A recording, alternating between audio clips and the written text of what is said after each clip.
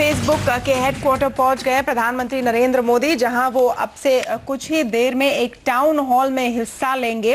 वो अलग अलग तरीके के सवालों के जवाब देंगे और ये सवाल भेजे हैं दुनिया भर से लोगों ने।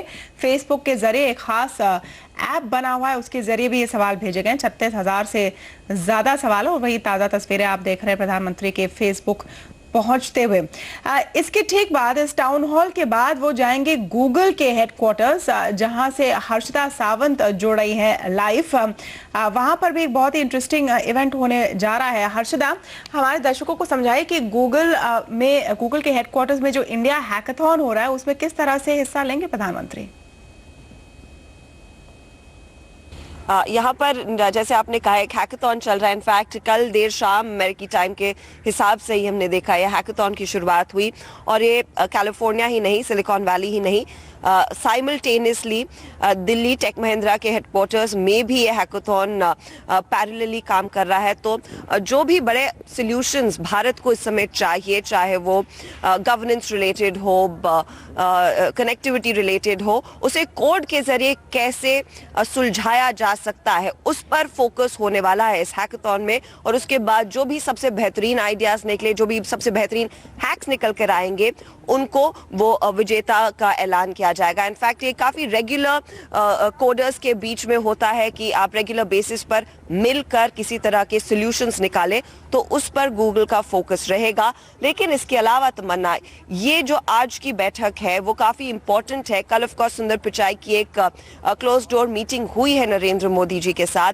लेकिन आज ऑफ कोर्स सुंदर पिचाई ने कल जो थोड़ी सी झलक दिखाई थी कि रेलवे स्टेशंस पर वाईफाई नेटवर्क कैसे पहुंचाया जाए, ये गूगल का एक सपना है। और उसको पूरा करने के लिए कुछ एक काफी इंपॉर्टेंट इन्वेस्टमेंट लगते हुए दिखाई देंगे। गूगल की X team, Google X project Loon पर काम कर रही है, जहां पर वो एक हॉट एयर बलून के जरिए वाईफाई हॉटस्पॉट्स क्रिएट करते हैं।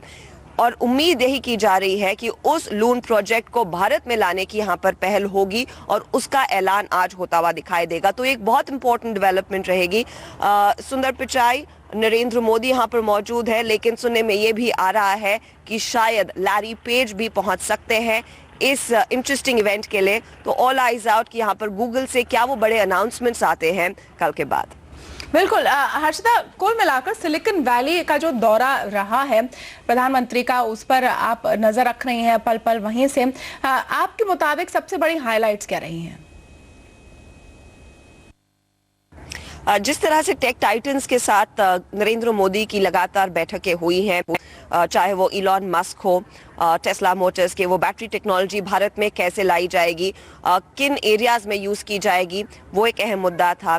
जिस तरह से सुंदर पिचाई, सत्य Nadella, John chambers, Paul Jacob's ने कहा है कि भारत एक बहुत बड़ा मार्केट है उनके लिए, और खास तौर से जो डिजिटल इंडिया का ड्रीम है सरकार ने जो दिखाया है उसको पूरा करने के लिए ये तमाम कंपनियां बिल्कुल तैयार है साझेदारी में आने के लिए। उन्होंने खास तौर से ये भी कहा, इनफैक्ट कई लोगों ने कहा है सटली कि डिजिटल इंफ्रास्ट्रक्चर भारत का थोड़ा सा कमजोर है, लेकिन अगर सरकार को इन तमाम एजेंडाज को पूरा करना है तो कोशिश यही होगी कि डिजिटल इंफ्रास्ट्रक्चर को इम्प्रूव किया जाए।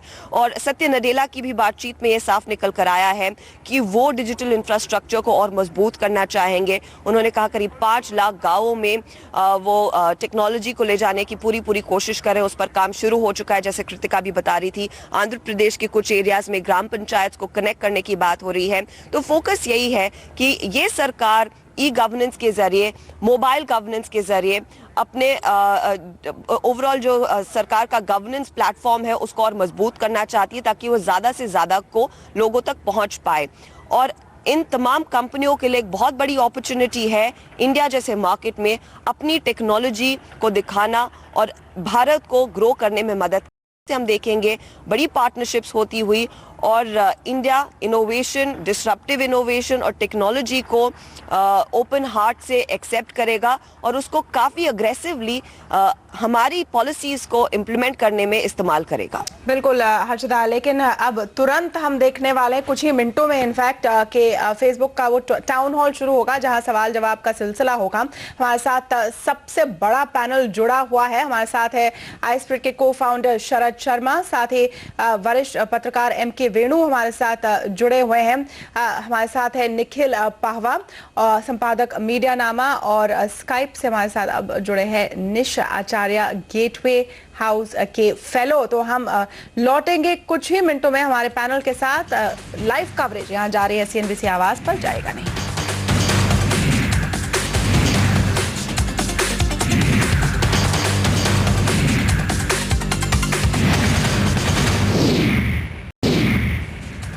प्रधानमंत्री मोदी की डिजिटल डिप्लोमेसी जारी है। सिलिकॉन वैली में है इस वक्त, फेसबुक के हेडक्वार्टर्स में है मार्क जकरबर्ग, जो फाउंडर है फेसबुक के, उनसे उनकी मुलाकात जारी है और कुछ ही मिनटों में वहां पर एक टाउन हॉल में हिस्सा लेंगे। टाउन हॉल का मतलब है जहां पर पूरी तरह से सवाल जवाब के लिए फ्लोर खुला हो। सवाल आ चुके हैं, कई लोग दुनिया भर से सवाल भेज रहे हैं और उनका जवाब मोदी जी देंगे। इस पूरे मुद्दे पर और इस पूरी सिलिकॉन वैली की यात्रा पर चर्चा करने के लिए एक बड़ा पैनल हमारे साथ जुड़ा हुआ है लाइव। और अब गेटवे हाउस के फेलो निश आचार्य भी हमारे साथ जुड़ रहे हैं न्यूयॉर्क से लाइव। निश, हम डिजिटल डिप्लोमेसी की यहाँ पर बात कर रहे हैं और मोदी जी यहाँ भारत में भी, दिल्ली में भी कई बार, अब मैं कह सकती हूँ कि इन बड़ी कंपनियों के CEO से मिल चुके हैं। इतना वो क्यों मिल रहे हैं लोगों से? किस तरह से उनके गवर्नेंस के विजन में ये फिट होता है? So the vision for the digital diplomacy is very broad. I think there's two steps to it. One is to showcase India as a tech-savvy, tech-friendly country, and to engage all of these companies to set up even greater operations there.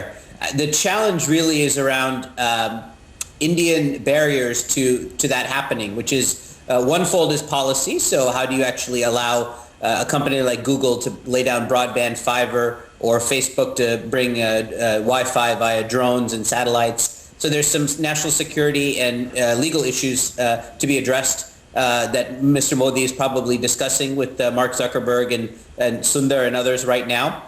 And the second issue is what will be the impact of that on the Indian people. And I'm not so concerned about that in terms of improving India's governance. I think India, because it's a vibrant democracy with lots of loud voices, I think internet access simply gives another platform for those voices. So I don't think it'll lead to any major shifts in society to provide that access, because the culture is already there. However, the culture of tech entrepreneurship is only in a few cities.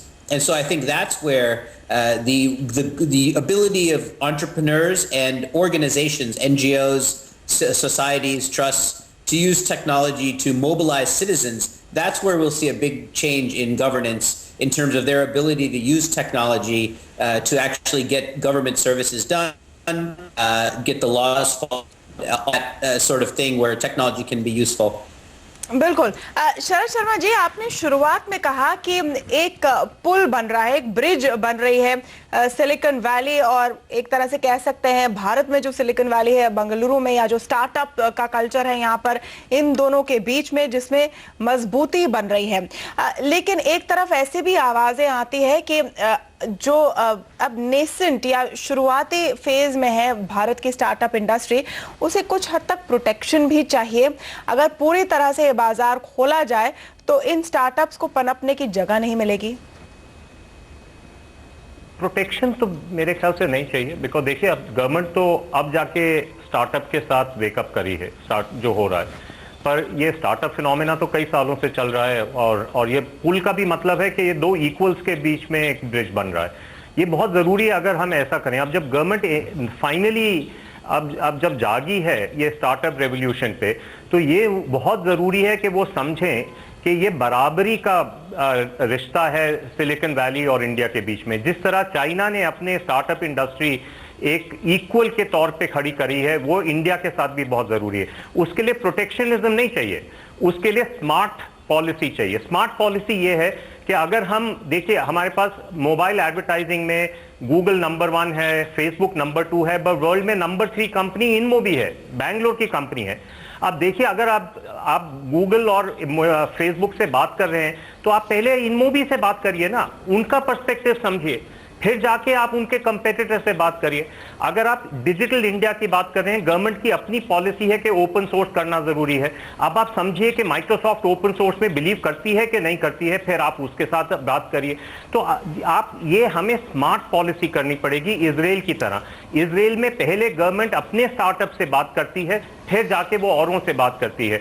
तो उनको उस तरीके से एक समझ आ जाता है कि क्या पॉलिसी लैंडस्केप हमें चाहिए, कि वो प्रोटेक्शनिस्ट ना हो पर फिर भी हम गलती से we don't make a mistake in policy making. तो वो करना बहुत जरूरी है। अभी हम जल्दबाजी में बहुत लोगों को, टेक कम्युनिटी को ये बहुत चिंता है कि ये बिग बिजनेस को सरेंडर कर देंगे। और ये जो टेक कम्युनिटी है वो मोदी जी के साथ इसलिए जुड़े थे क्योंकि वो पेट्रियोटिक थे। अब वही पेट्रियोटिज्म जो है वो एक दरार सी आ गई है ये टेक कम्युनिटी में और गवर्नमेंट में। क्यों आई है? क्योंकि नेट न्यूट्रलिटी, गवर्नमेंट को बहुत क्लियर इंडिकेशन देनी चाहिए थी कि वो नेट न्यूट्रलिटी के फेवर में है। बड़ी मुश्किल से उन्होंने कुछ स्टेटमेंट्स दी हैं, अभी भी पूरी क्लैरिटी नहीं है। फिर अभी कुछ दिन पहले उन्होंने एक बहुत बुरी पॉलिसी सॉफ्टवेयर पेटेंट्स पे निकाल दी। वो जल्दबाजी में करी, without consultation, obviously under pressure from the US government. अब मोस्ट रिसेंटली आपने इंक्रिप्शन का देखा। तो अब देख रहे हैं कि गवर्नमेंट थोड़ा पॉलिसी मेकिंग में बहुत एमेचरिश है और it is not necessarily acting in the interest of the local startup ecosystem. तो ये you know it has to become smart, it doesn't have to become protectionist, and if it becomes smart we would be able to build on the foundation that has been laid already. बिल्कुल। जहाँ तक startup की phenomenon है या जो एक तरह से बाहर आई है, वो इसलिए भी आई है क्योंकि इसमें किसी भी सरकार का दखल नहीं रहा है। चुपचाप लोग अपना काम कर रहे हैं और इतना बड़ा बूम हुआ है। तो निखिल, नहीं जी निखिल, नहीं तमन्ना, ऐसा नहीं है। अगर आप देखेंगे कि 2008-2009 में मोबाइल पेमेंट्स और मोबाइल बैंकिंग की काफी सारी स्टार्टअप शुरू हुई थी।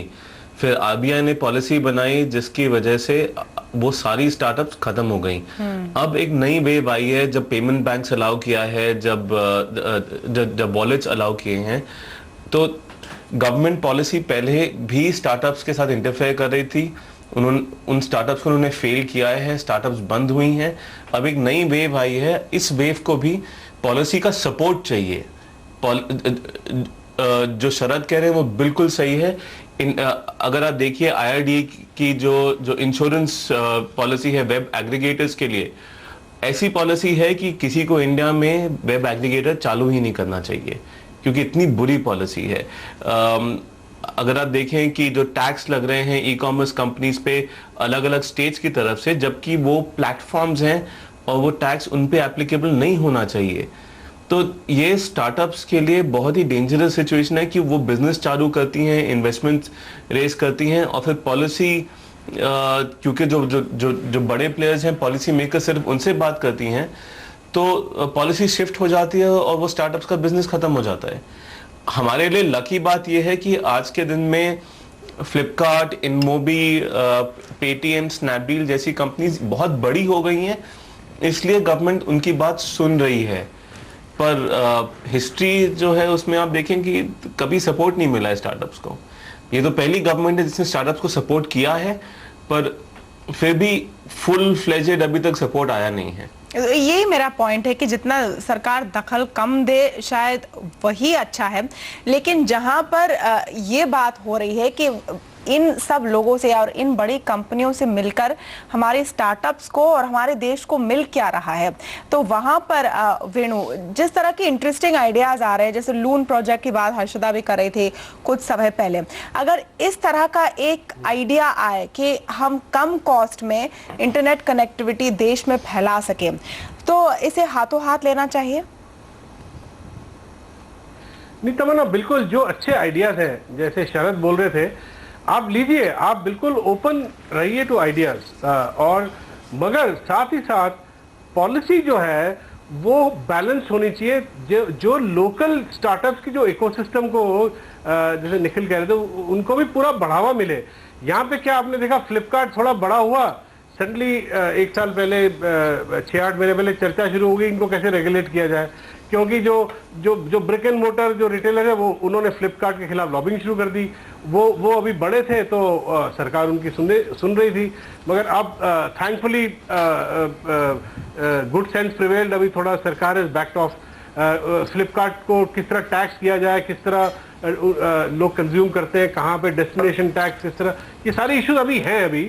तो मैं ये कह रहा हूँ तमन्ना, बैलेंस पॉलिसी होनी चाहिए और इसके लिए सरकार में भी टैलेंट की जरूरत है। मुझे लग रहा है कि डीओटी में जिस तरह से अभी इंक्रिप्शन जो पॉलिसी लाया गया और एकदम से विड्रॉ किया गया, समझ कम है। मुझे लगता है कि हमारे जो लोकल जो टेक स्टार्टअप्स में जो पार्टिसिपेट कर रहे हैं उनसे डायलॉग की जरूरत है। तो प्रधानमंत्री को एक कांस्टेंट डायलॉग अपने लोकल टेक स्टार्टअप्स के साथ भी रखनी चाहिए, ये तय करने के लिए कि भाई बैलेंस पॉलिसी किस तरह बने।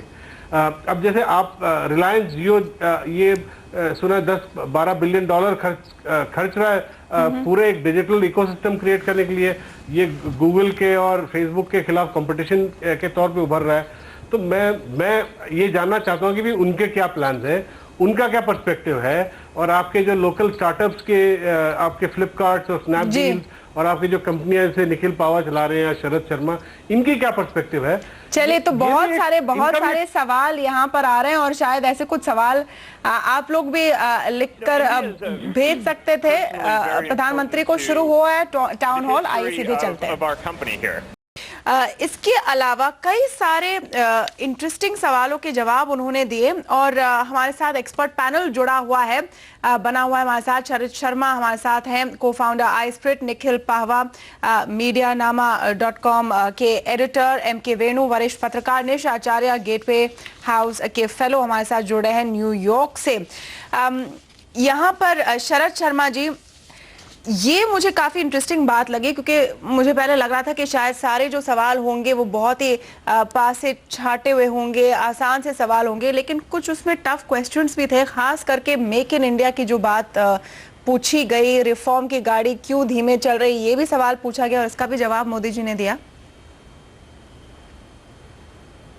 बिल्कुल, हाँ, और बहुत अच्छे जवाब दिए उन्होंने। मुझे तो उन्होंने जब अपनी माँ के बारे में बात कर रहे थे वो तो बहुत ही टचिंग आंसर था, और उन्होंने वो तो बहुत ही अकम्प्लिश्ड पॉलिटिशियन है, बहुत इम्प्रेसिव था। सारे क्वेश्चंस के अच्छे आंसर्स दिए उन्होंने।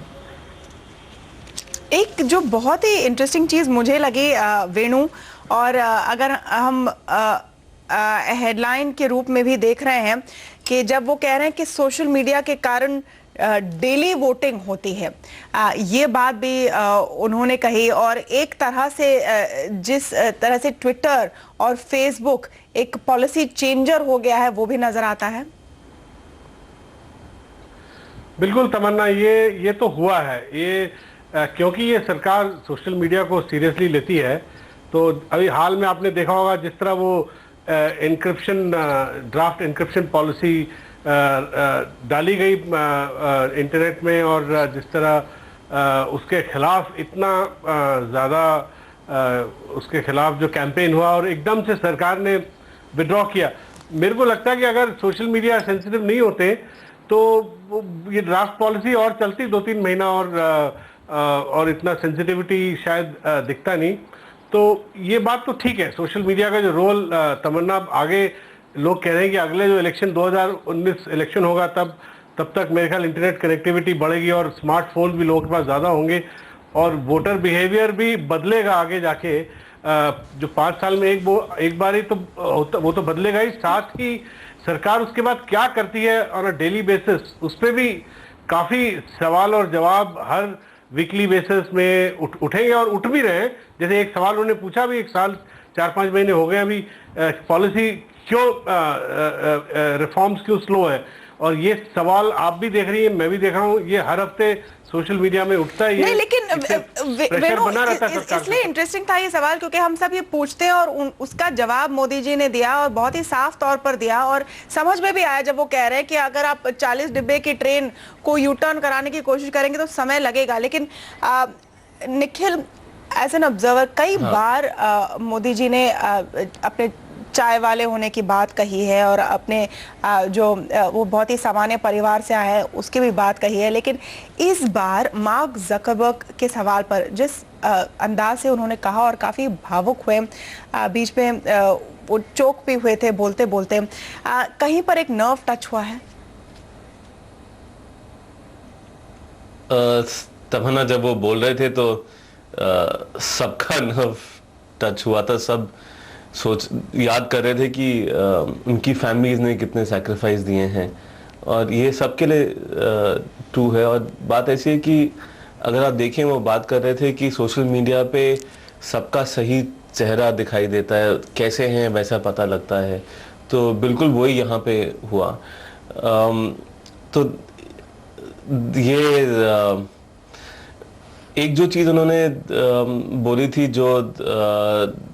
जो मुझे क्वाइट इंटरेस्टिंग लगी कि उन्होंने फोकस किया था कि डिजिटल इंफ्रास्ट्रक्चर का जो रोल आउट है ये बहुत ही ज़रूरी है। जो उन्होंने डिजिटल हाईवेज के बारे में बात करी है, ये बहुत ही ज़रूरी है। और हम देखेंगे कि अगले 3-4 सालों में जैसे वो इंफ्रास्ट्रक्चर रोल आउट हो जाएगा, हमारी सिटीज़ पे जो लोड है वो कम हो जाएगा, क्योंकि लोग इंटरनेट के ज़रिए छोटे छोटे टाउन्स में अपने बिजनेस सेटअप कर सकते हैं, वहीं से काम कर सकते हैं।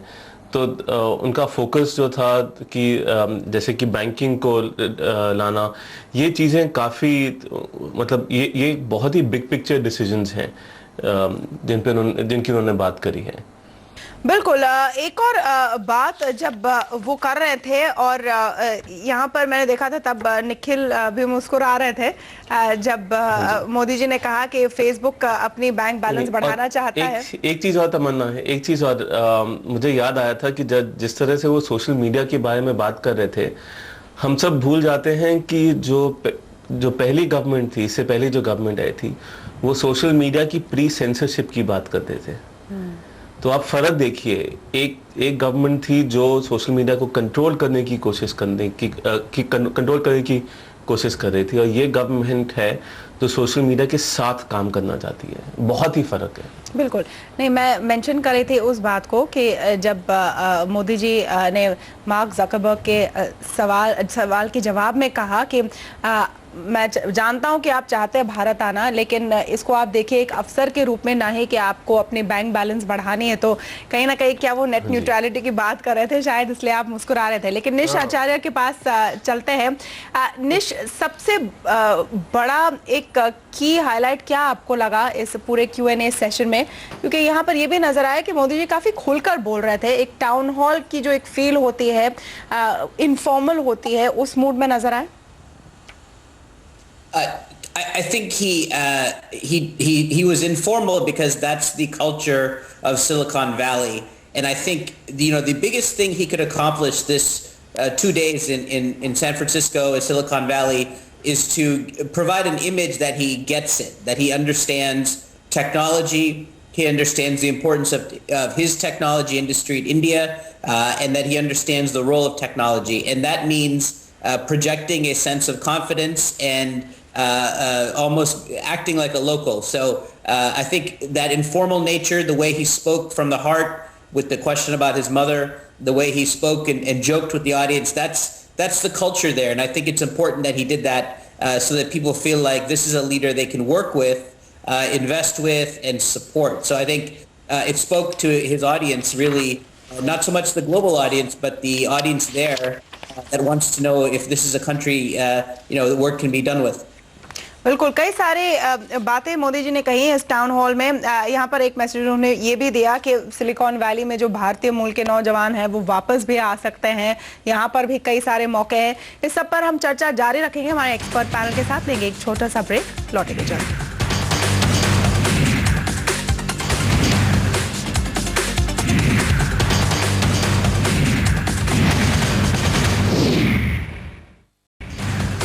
सिलिकॉन वैली में फेसबुक के हेडक्वार्टर्स में है प्रधानमंत्री मोदी इस वक्त। उन्होंने अभी एक टाउन हॉल खत्म किया है जहां उन्होंने लोगों के सवालों का जवाब दिया। कई अलग अलग तरह के सवाल इनके सामने रखे गए हैं और इसी पर हम चर्चा करें हमारे एक्सपर्ट पैनल के साथ। शरद शर्मा जी, एक जो काफी जरूरी सवाल उनसे पूछा गया था कि डिजिटल इंडिया के सपने तो ठीक है, लेकिन डिजिटल इंफ्रास्ट्रक्चर का क्या?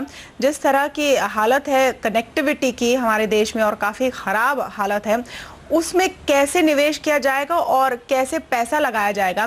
क्या आप उस जवाब से संतुष्ट हैं? बिल्कुल, उन्होंने बिल्कुल ठीक बात कही कि ये इंफ्रास्ट्रक्चर है, इसमें इन्वेस्ट करने की ज़रूरत है। और उन्होंने ये भी बोला कि लोग सारी दुनिया से इन्वेस्ट करने आएंगे और बिल्कुल उनकी बात ठीक है। अगर हम पॉलिसी ठीक ले आउट करें तो ये सिर्फ डिजिटल इंफ्रास्ट्रक्चर में नहीं बट और रोड इंफ्रास्ट्रक्चर और बाकी जो इंफ्रास्ट्रक्चर है उस सब में बाहर से इन्वेस्टमेंट बहुत बड़े स्केल पे आ सकती है। पर तो उन्होंने ये बात बिल्कुल ठीक बोली। और मुझे ये भी मुझे ये लगता है कि आज जब वो शाम को बात करेंगे वहाँ सैन होजे में, तो वो शायद एक कमबैक इंडिया के ऊपर ज़्यादा बात करेंगे, क्योंकि एक बहुत बड़ा पोटेंशियल है वहाँ के लोगों का जो इंडिया में वापस आना चाहते हैं और स्टार्टअप्स का पार्ट बनना चाहते हैं। कुछ लोग तो वापस आके करना चाहते हैं, कुछ लोग जो हैं वो इन्वेस्ट करना चाहते हैं, एज इंडिविजुअल्स इन्वेस्ट करना चाहते हैं इंडियन स्टार्टअप्स में। आज की तारीख में वो करना बहुत मुश्किल है क्योंकि कैपिटल गेन्स टैक्स उनको पे करना पड़ता है और जैसे VCs हैं, प्राइवेट इक्विटी फर्म्स हैं, उनको नहीं करना पड़ता। पर इंडिविजुअल्स की जो इन्वेस्टमेंट है, कुछ दिन पहले एक इकोनॉमिस्ट हैं डॉक्टर राजन गोविल, उन्होंने एस्टिमेट किया है कि वो उन इंडिविजुअल्स की ही इन्वेस्टमेंट $12 बिलियन हो सकती है इन द नेक्स्ट 5 years। तो इन्वेस्टमेंट तो ज़रूर आएगी इंडिया में और उसका हम लाभ उठा सकते हैं। तो वो कह सकते हैं कि कम बैक टू इंडिया, लेकिन कोई वापस क्यों आएगा और किस तरह के हालात बनेंगे, इस पर भी एक सवाल था वेणु। और ईज ऑफ डूइंग बिजनेस पर प्रधानमंत्री ने बात की, उस वर्ल्ड बैंक की रिपोर्ट की जो कुछ दिन पहले आई थी, सारे स्टेट्स की इसमें रैंकिंग की गई थी। साथ ही वो ये विश्वास जता रहे हैं कि वर्ल्ड इंडेक्स पर भारत का नंबर इम्प्रूव होगा और कह भी रहे हैं कि चीजें आसान हो गई हैं। ये बात कितनी कन्विंसिंग लगी आपको? तो ना अभी तक आई एम नॉट कन्विंस्ड, क्योंकि जो हमारी रैंकिंग 140 सरकार का ये है कि कहना है कि 50 से नीचे ले आएंगे। मुझे इसके कोई ज़्यादा आसार अभी दिख नहीं रहे। कुछ स्टेट्स ने इम्प्रूवमेंट करी है, मगर अभी भी जो सिंगल विंडो की बात होती है, जो लैंड एक्विजिशन और दुनिया भर की जो चीज़ें हैं, और एक और है कॉन्ट्रैक्ट इन्फोर्समेंट। 183 देशों में इंडिया कॉन्ट्रैक्ट इन्फोर्समेंट में तमन्ना बिल्कुल बॉटम 4% में आता है। और जुडिशरी हमारी बहुत स्लो है, 10-10 साल 15-15 साल केसेस डिसाइड में लगते हैं। तो ये मैं अभी कन्विंस नहीं हूँ। अभी इस पे बातें ज़्यादा हो रही है, काम इतना हुआ नहीं है और अभी 1.5 साल तो गुजरने को हो गया। और दूसरी बात तमन्ना, मैं ये भी कहूँगा कि आपके चैनल में मैं सुन रहा था कल, सिलिकॉन वैली के लोग बोल रहे थे कि इंडिया में कोई एग्जिट पॉलिसी नहीं है, कंपनी बंद नहीं कर पाते। तो कई लोग घोस्ट कंपनियां इनकी चल रही है जो बंद हो गई मगर बंद नहीं हुई, जो उसे घोस्ट कंपनी कहते हैं, वो भी चल रही है। और कंपनी स्टार्ट करने में अभी भी 6 महीना 1 साल लगता है। जो स्टार्टअप जो डिजिटल कंपनी स्टार्ट करने में, जिसमें ज्यादा लैंड वैंड एक्विजिशन की भी जरूरत नहीं है। तो ये सब चीजें प्रॉब्लम तो है तमन्ना।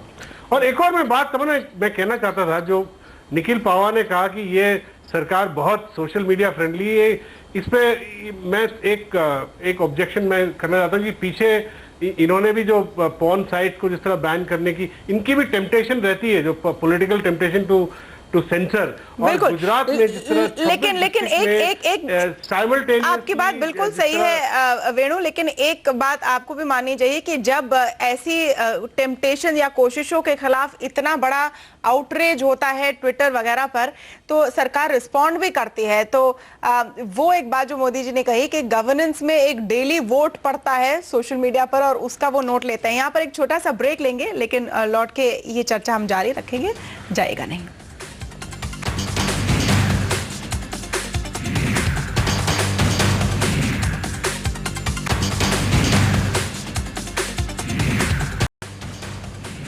नरेंद्र मोदी फेसबुक हेडक्वार्टर्स में दुनिया भर को एक संदेश भेजना चाह रहे थे और उन्होंने काफी खुलकर वहां पर बात की।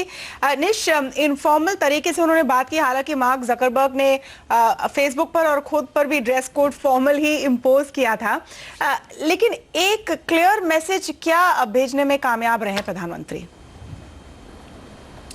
The clear message of the day, I think, for everybody involved, not just Prime Minister Modi, but also where he's visiting, Google, Facebook, is the role of technology in empowering society. And so I think this is really important, because I think one of the criticisms of Prime Minister Modi's trip is that he's meeting with Fortune 500 and big tech companies, and that most of India is not connected to these companies. And so I think the message, overarching message of saying, we are looking at tools to really empower the 70% of Indians who are not connected, and to use that. He mentioned banking, he mentioned education, he mentioned women, and really the role of technology to connect and empower. I think that's the overriding message, and I'm glad, because I think if he just focused on investment and getting Silicon Valley to invest more, I think that would have missed opportunity. So I think this overarching idea of the power of technology is a great message. And as somebody said earlier, obviously he's a very skilled politician and knew the audience he was speaking to. बिल्कुल। साथ ही mark Zuckerberg ने जिस तरह शुरुआत में भारत पर अपने focus की बात कही और कहा कि सबसे बड़ा अवसर है कि इतने सारे लोग अभी तक इंटरनेट से कनेक्टेड नहीं हैं। फेसबुक जैसे कंपनियों के लिए अवसर भी है निखिल, लेकिन जैसे आप पहले भी कह चुके हैं, हमें सावधानी भी बरतनी होगी। नहीं तमन्ना, जो पीएम ने बोला था, उन्होंने दो चीजों पे फोकस किया था, India as a market, and then उसके बाद जैसे आपने पॉइंट आउट किया था, India is not just a market, मतलब कि सिर्फ अपने बैंक बैलेंस के लिए ही नहीं आना चाहिए। तो देखिए, इंडिया में इंटरनेट ग्रो हो रहा है, 350 मिलियन इंटरनेट यूजर्स है कंट्री में, सेकेंड लार्जेस्ट है वर्ल्ड में। वो जो पीएम का फोकस है वो है कि और लोगों को कैसे लाएं। We don't have a problem, मतलब इंडिया का internet user base 3.5 times increase हुआ है पिछले 4 सालों में। जितनी एक्सेलरेशन हुई है, जितनी इन्वेस्टमेंट हुई है, वो चाह रहे हैं कि और इन्वेस्टमेंट हो और ग्रोथ हो, और यही पूरा उनका मैसेज का फोकस था कि ग्रोथ और आए, वो जो आए वो मार्केट को सपोर्ट करें। तो मुझे तो लगा था कि उन्होंने एक सिग्नल दिया था कि सिर्फ फ्री बेसिक्स या internet.org के लिए ही नहीं आए, सिर्फ अपना ही डोमिनेंस बनाने के लिए नहीं आए, पूरे कंट्री को ग्रो करने में, जिससे आपका भी बिजनेस बढ़ेगा, पर साथ साथ बढ़ना चाहिए। ये नहीं कि इंडियन स्टार्टअप्स को साइडलाइन किया जाए और सिर्फ फेसबुक ग्रो हो। चलिए, ये एक बहुत बड़ा मैसेज है। और निखिल, अगर आप संतुष्ट हैं तो बहुत ही अच्छी बात है कि नेट न्यूट्रलिटी को फिलहाल कोई ताज़ा खतरा नहीं है। बहुत बहुत शुक्रिया आप सबका हमारे साथ इस खास कवरेज में जुड़ने के लिए। और अंत में यहाँ पर फेसबुक के हेडक्वार्टर से मोदी जी ने एक बड़ा संदेश दिया है। इसके बाद वो गूगल जाएंगे और हमारी कवरेज लगातार जारी रहेगी। नमस्कार।